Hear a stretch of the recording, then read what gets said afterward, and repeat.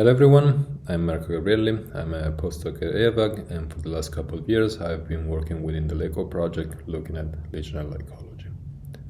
The LeCo project is a wide multidisciplinary project ranging from Legionella detection, epidemiology, management, and ecology. And today I'll present you my work titled Expansion, Restructuration, and Characterization of the Legionellaceae family. So, we all know that Legionella is the genome to which Legionella pinophylla belongs to, for example, and is the solely recognized genus within the family Legionellaceae. And different legislation either target Legionella pinophylla or they can also target the whole genome, so Legionella spp. But while we know relatively well Legionella pinophylla, which is the most clinically relevant species, most of the other species are actually unknown. And so we asked ourselves, can we know something more about this species? Can we understand the ecological differences across the species and how they are distributed across the environment? And to do so, we took all the publicly available data that we could find. So we found about 5,000 genomes belonging to bacteria of the family Legionellaceae. And then we screened them through multiple steps to be sure that they were of high quality, and then we used good data. And this led us to obtain about 4,000 genomes, which unsurprisingly were mostly belonging to Legionella pinophylla because, of course, that's the most widely studied species. And so we use ANI, which is average nucleotide identity, to compare these different genomes and to cluster them within species, and by doing so we found 128 species and genomic variants or genome overs, and by doing so we obtained 403 genome overs. But once again, about half of them were belonging to Legionella pinophylla because again most of the genomes come from this species, and so we took only 4 of those, achieving a total of 164 genomes representing the diversity within the family at both species and genome over level. Then, once having these 164 genomes, we looked at different traits of these genomes. And first we looked at evolutionary history of all these different species. We then looked at the factors linked to host invasion, and then the metabolism. And finally, after all this, we linked them to sequences in 16S RNA amplicon surface to assess the environmental distribution. And all of this has been made in order to better understand the ecology of all these different species, which eventually could be translated to have and design better management strategies. So, starting with the results. Here on the right hand side, you see this tree which represents the evolutionary history of all the species that we found.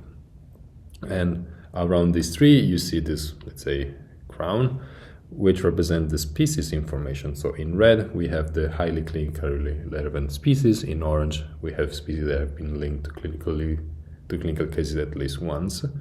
In green, we have known species, while in blue, we have the new species derived from the study.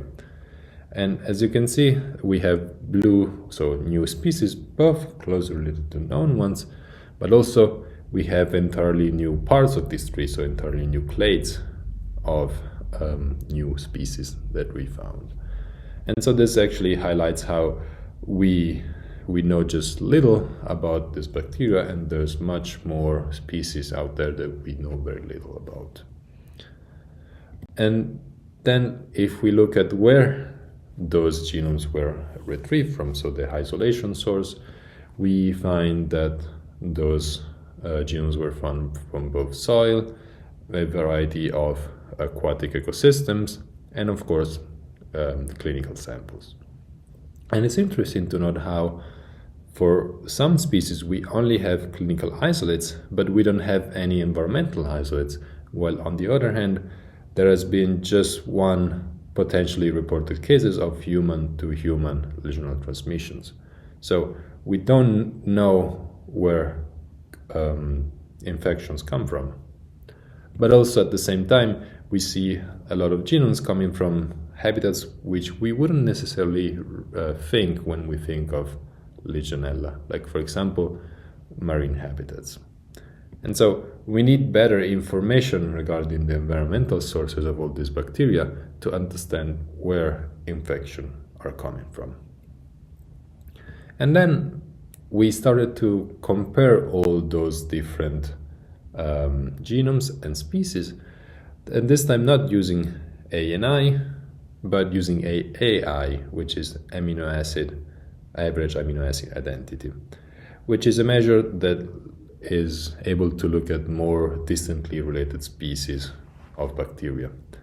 And by doing so, we find similarities down to only 44%, as you can see in this plot, which are values that are way below what is usually considered a threshold for genus level similarity, which indicates the fact that this family actually does not include just one genus, but contains multiple genera.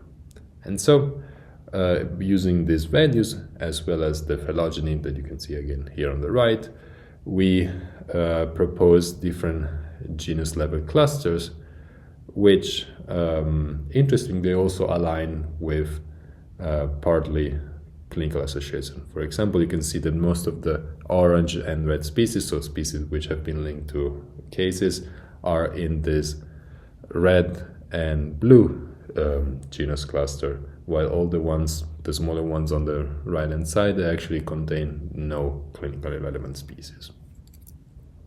Which again, it's a first indication that all these different genus clusters actually contain species which behave differently, both clinically but also in the environment. And so to look more that into details, we start to look at, for example, the traits related to host invasion. So, and with host, I mean both the macrophages in my lungs, but also protists in the environment. And here we see once again the same phylogenetic tree, just this time in a linear form, not in a circular form. And we see again the species information and colors representing different genus clusters. And when we looked for the type 4 secretion system, type 4b secretion system, so the .ICM type, and the type 2 secretion system, which have been widely characterized for Legionella pneumophila for their role into invading, again, our lungs and protist hosts, we see that most species actually are characterized by having both of them. While these are not the only two types of secretion system, there's plenty of other secretion systems that are able to inject proteins into other cells. Like, for example, the type 1, the type 4a, the type 5, and the type 6. And as you can see here, all the different species actually have a different amounts of all these different secretion systems, which again might indicate that they're able to inject different proteins in different hosts. And for example, one thing that we found that was very interesting is that we found species which are actually characterized by a type 6 secretion system. And why am I highlighting that? Because the type 6 secretion system is usually believed to be used to, let's say, attack other bacterial cells to be able to then consume their content and, for example, to obtain nutrients in a nutrient-scarce environment. And interestingly enough, this is only present in a very few number of species within the Legionella family. And again, talking about scavenging and nutrients-rich or poor environments, now we look at metabolism. Again, same phylogenetic tree, but now we see three different metabolic characteristics which have been described for Legionella pneumophila. So the enteroendorenal pathway, which is linked to replication within the host, the synthesis of this energy storage compound called PHB, and the degradation of myo-inositol, which is a carbon source present commonly in different environments. And as we can see, all the species which are actually belonging to the same genus cluster, Legionella pneumophila, they mostly have all these characteristics as Legionella pneumophylla per se. So they tentatively behave not too differently. But when we travel along this tree, we see now how species which are moderately different, they start to kind of lose all these traits. And species which are even further apart, they mostly have none of this, which indicates how these bacteria, they actually behave very differently than Legionella pneumophylla because they have different metabolic capabilities. And for example, when we look at this genus cluster in green, we see how this has a reduced genome size. It lacks flagella, so the ability to swim in liquid environments, and again lacks this energy storage compound PHP, which are all signs that this bacteria might be purely intracellular and not facultative intracellular like Legionella pneumophylla. And so all these different bacteria, they're not, let's say, interchangeable, but each of them has different traits, which leads to different lifestyles and different capabilities to eat and live in the environment. And talking about eating, we looked at the nutritional requirements of bacteria, because not all bacteria are able to produce and biosynthesize all the different essential amino acids, but in some cases they need to acquire them from the environment in order to be able to grow. And this is a characteristic which is called auxotrophy. So here in this heat map you see on the y-axis all the different genus clusters, and with one being the one into which Legionella pneumophylla belongs to, while on the x-axis you see all these different amino acids. And let's say the more yellow a tile is, the less capable of producing that amino acid are the bacteria within that clade, let's say, that genus clusters. And you can really see how all these different genus cluster on the top part, they tend to be more yellow, so they are able to produce less amino acid required for their growth, while the ones in the bottom, they're more blue, so they're more able to produce these compounds. And interestingly enough, we see how all this, let's say, most of the bottom part of this plot is blue for cysteine, so it means that they should be able to produce cysteine. While actually when we are in the lab, we know that if you want to grow Legionella pneumophylla, we need to actually add cysteine to the media in order to make it grow.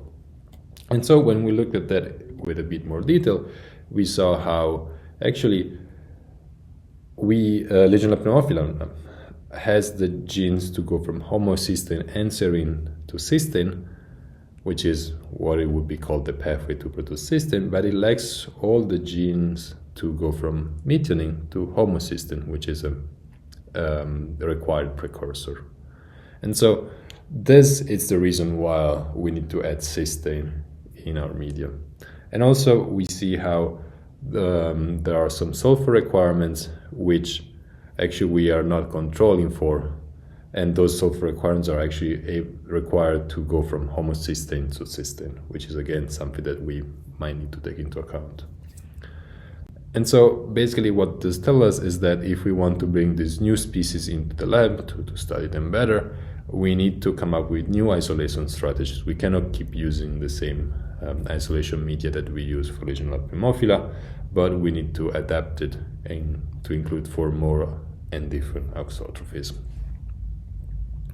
And so when we then look at how these species are distributed into the environment, we see how different species are actually differently distributed. Here, for example, to explain better this concept, we have on the top the indication of the genus cluster, so 1, again Legionella pneumophylla, 5, 6, and so on.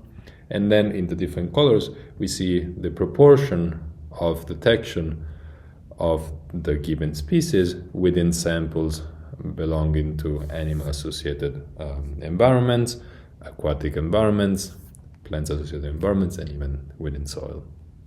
And it's pretty clear that most species are actually able to live in all these different environments. The difference is that all these different species prefer one versus the other in a different way, because again, they have different metabolic capabilities and different traits related to infect different hosts. And finally, the other very interesting observation is that we see a lot of animal-associated samples, not just for Legionella pneumophila, but actually for a lot of different species. And so we wanted to look at this more in details, and to do so, we used the metadata, so the information of where the samples were taken from, which is actually what you see here. Here on the x-axis, you see all the different keywords that we found for that metadata, while on the y-axis, you can see how many times you actually have seen that word. And so we find first a lot of words related to just general human, let's say, associations like human, child, and so on, infection. But at the same time, we find a lot of other different keywords related to, again, human-associated body parts, but which actually we wouldn't necessarily think of when we think of Legionella, such, for example, as skin, feces, and intestine. And in fact, in literature, there has been reports of a gastroenteritis caused by Legionella pneumophila.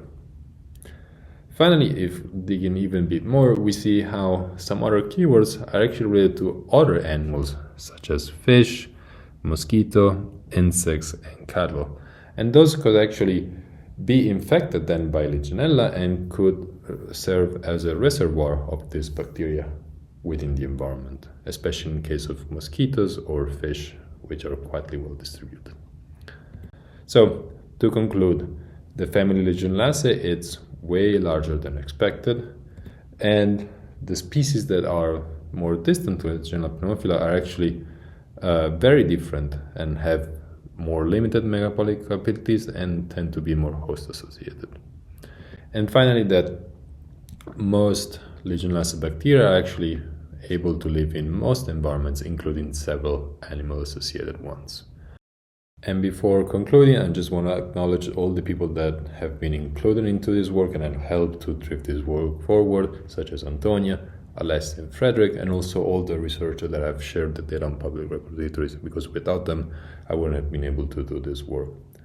Finally, I want to thank you for your attentions, and be sure to check out all the other videos of the series to see what all the other exciting research that has been done throughout LeCo. And if you have any questions, please reach out to me. Here's my email address, and I'll be happy to reply to any other question that might come to mind.